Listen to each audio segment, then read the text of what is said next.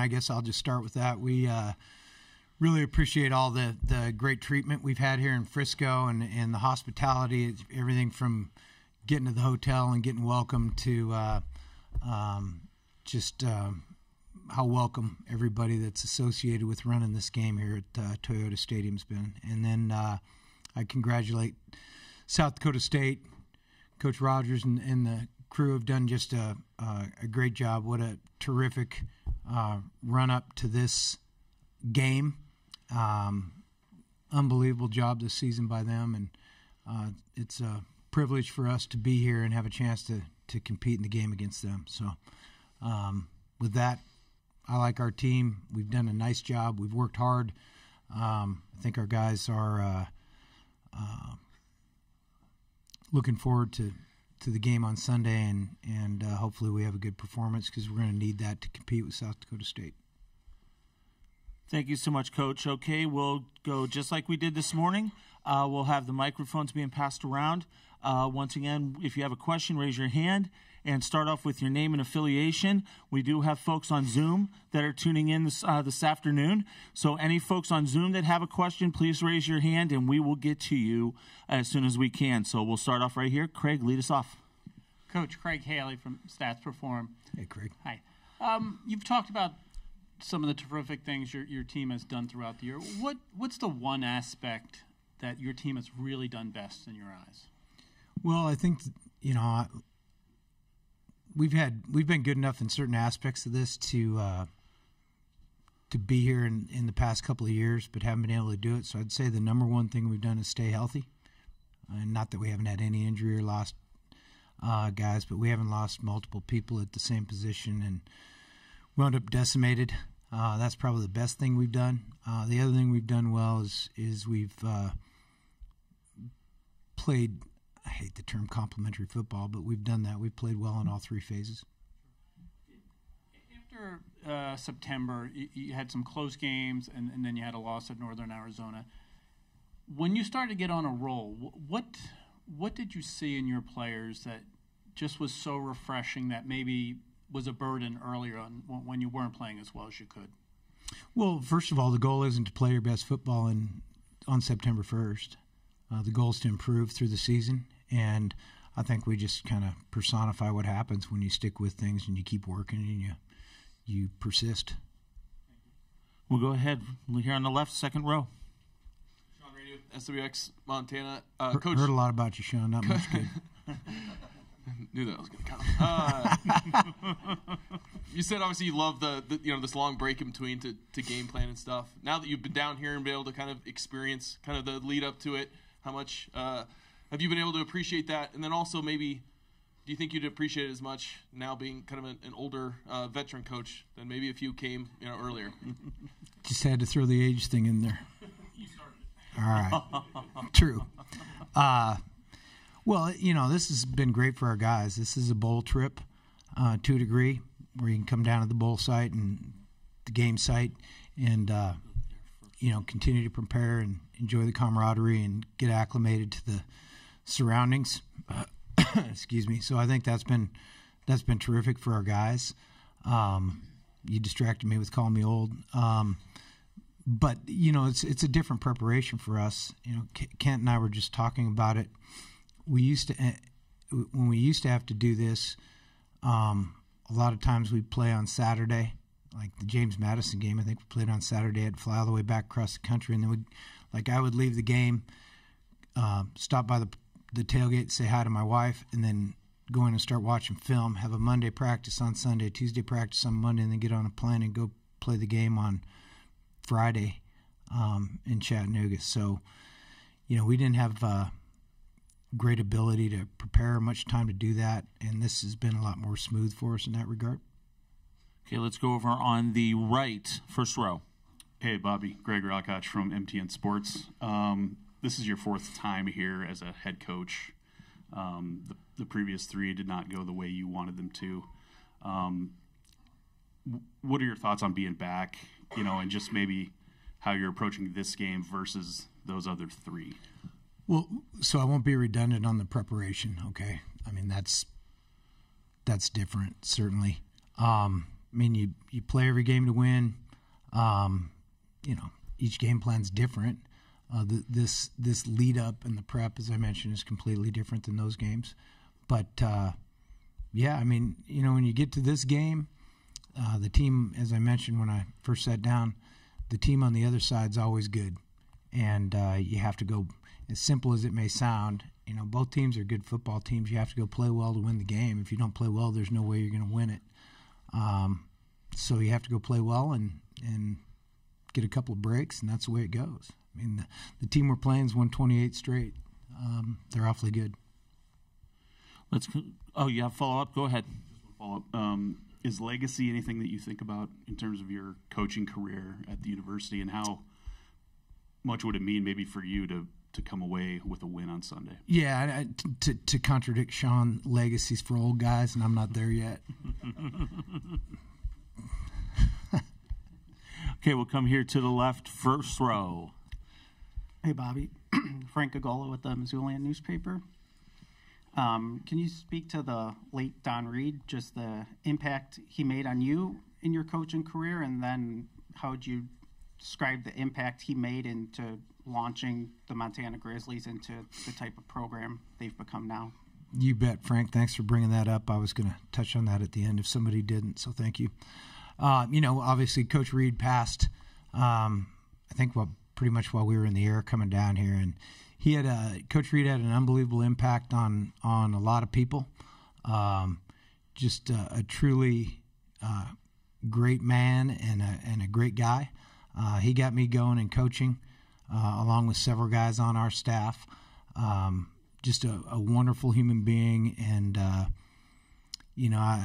I think that for him to be as beloved by the percentage of his former players that he is just phenomenal and speaks volumes to who he is. But Don had a major impact on the University of Montana, the football program, the university in the state of Montana, and obviously I think that that was a life well lived. I think he did exactly what he wanted to do at the pace he wanted to do it. We'll keep it here on the left-hand side, third row.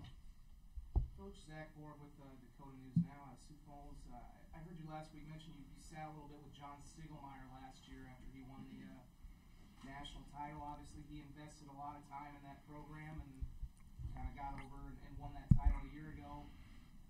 Being in a similar position to him this year, what did that conversation kind of mean to you a year ago, and how does that kind of inform things maybe this year as you're in a similar position to where he is going into this game? Well, Stig's, again, way older than me now. All right? I mean, for gosh sakes. I gotta look at you in a mirror over there or something. These bright lights make you look, they show all the flaws. But, Stig, Coach Stig is a friend. Known each other for quite a while. Got to do battle looking across the field at him a few times, and the 2019 that had us way down in the playoffs was probably good enough to win it. I think that you only get a few. Back to Greg's point, you only get a few bites at this apple, and I was obviously thrilled for him to get that victory in his last game at South Dakota State last year. And it's just a little bit ironic that the next night the FBS championship game's on, and Stacy and I sat and watched it with him and had dinner with him and got a chance to enjoy it and tell him what a great job we thought he did. But I mean, it's a unique thing. I mean, I don't know the exact number of years, but I think he was 30-some consecutive years at South Dakota State. I mean, that's just phenomenal, the commitment he had to that university and the program, and, seeing it through transition and up a division and then culminating it with the FCS Division I championship was just a good way to go. A lot like Don Reed, who I just spoke of. We'll keep it here, left side, front row. Go ahead. Coach Gene Clemens, The Athletic, and FCSNationRadio.com. Hi, Gene. I spoke with Alex Gubner, and he was adamant about staying in the moment and being purposeful about making every day count and every week. And he pointed to the Northern Arizona loss as kind of like a reset for you guys, and really being purposeful about the way you prepare every single day to go out there. Is that something that was kind of like a mantra for you after that game, or was that just something that the players kind of, decided that they really needed to lock in there? Well, it's coaching or playing one-on-one probably, where you only have one game each week. You can't, if you start worrying about another one, you get a chance to get beat. And I'm not saying that that's what happened down at Flagstaff, because they just beat us and they did a good job. But you have one game a week. It's the biggest game. Our opinion is it's the biggest game in the country because it's the one we're playing in. And that's how we approach it each week, every year. And, sometimes you accomplish that a little better than others. We'll go over on the right side, front row. Go ahead. Kyle Hansen, Montana Television Network. And Coach, the players have touched on this sometimes this year, but you guys have beaten teams this year that you lost to last year. You mentioned the health, Sacramento State, Montana State, North Dakota State. Have you viewed this year as a little bit of a revenge tour, kind of getting back on that track at all? Yeah, that's kind of not really for me. Every team's different. Our team's different. Their team's different. The lead up to it's different. You can make a big deal out of that. We could make a big deal out of that, but that all goes out the window about the second play. So you got to go focus in on the assignment and executing. That's what we've done, I think. Before we get to our next question, just a reminder to those that are joining us via Zoom, if you have a question, please use the raise your hand, and we'll call on you here in a moment. Let's keep it over on the right-hand side, third row. Grant Sweeter, Kelland Sports out of Sioux Falls. Coach, you kind of touched on it a little bit about SDSU. You said they're a good team. Very open-ended question. What are some things that you see that make them as good as they have been? Well, they're veteran. Obviously I mentioned that South Dakota State has 28 in a row, unless my number's wrong, but I think I'm right on. You don't get to that point without being really good at everything. So the team doesn't have flaws. They have. Some of their players are better than some of their others, and every team has positions that are stronger from the NFL on down. But they've got a lot of returning starters from a team that did this a year ago. They haven't really had many close games or any close games. They've just kind of dominated everybody.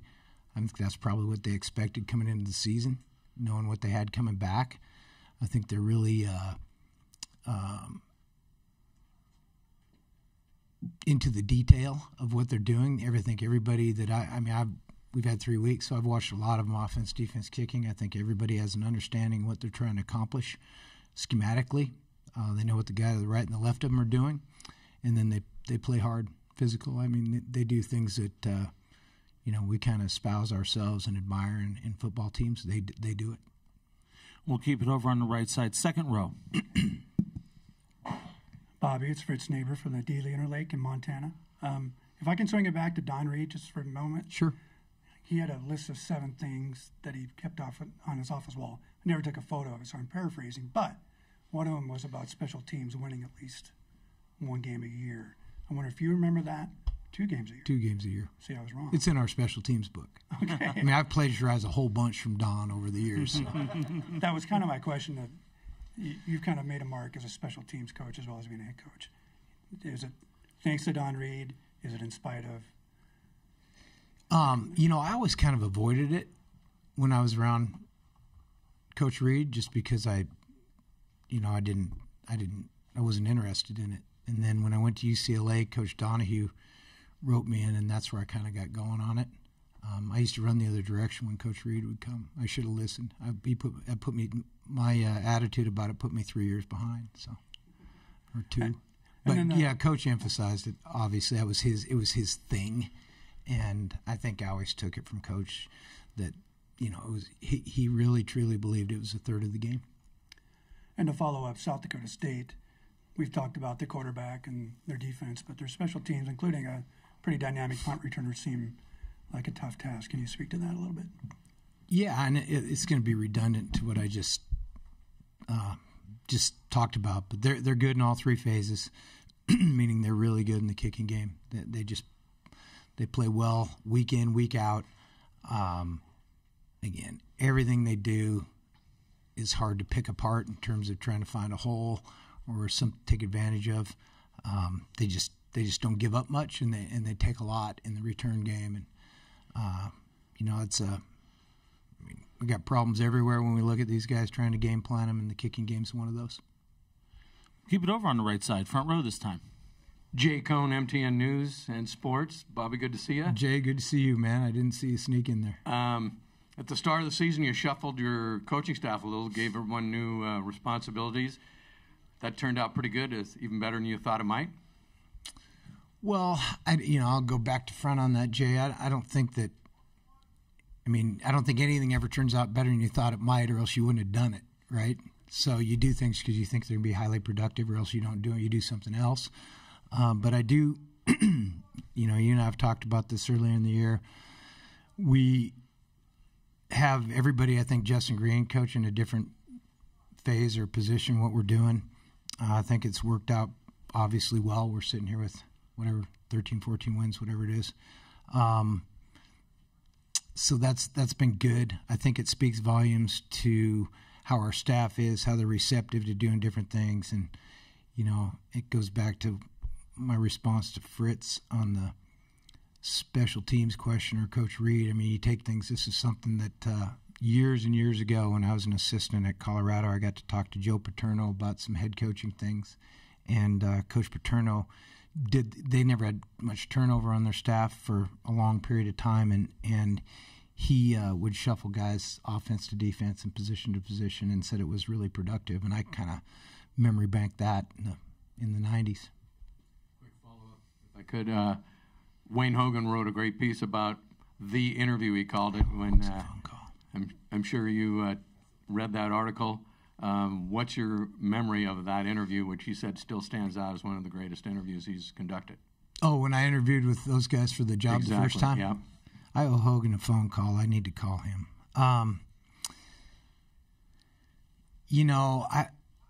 It's kind of funny. My memory of that is kind of foggy, because we were actually back in those days, you had to recruit, you'd come in, you'd have recruiting visits on the weekend and bowl practice, and then those guys showed up on, we had a big recruiting weekend going on. I'd been on the road for 2 weeks.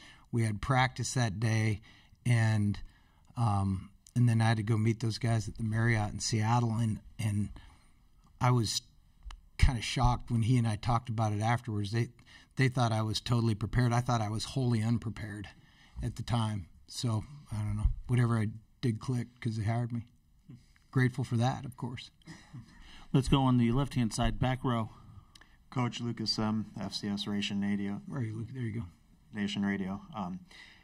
From your run in the 2000s to now, to get back to this stage, how much have you had to change your coaching philosophies in the way kids like to be recruited and concepts, or to stay relevant in the way college football has changed? Or have you always kind of done things one way and just had success?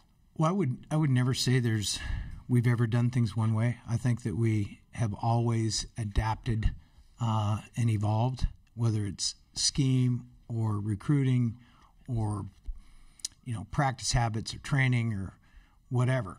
I think everything evolves and everything adapts, and I don't think there's any way you can survive long term. Meaning, in our business, long term is probably 2 years. But I don't think there's any way you can survive long term without adapting. To me, recruiting's become way easier. You get more information. The rules are loosened up, so you have more contact with kids.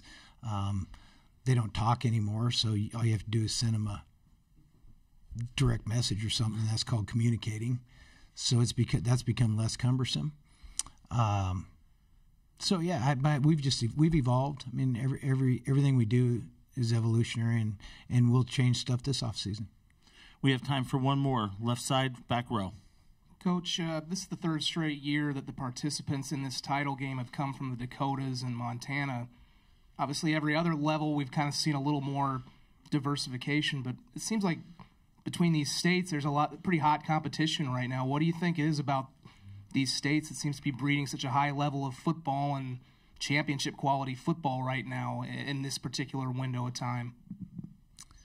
Well, I think it starts with the university wanting to support the programs. I think they're all universities that view football as important and a priority, and so the universities support the programs, which gets you a foot in the door. Now you have to go execute it. So then if you look at it, the coaching staffs are exemplary. They know what they're doing, and then they all have a common denominator. And it's kind of back to Lucas's question: what do all those teams that have been in this game the last few years have in common? They're tough, physical, disciplined football teams.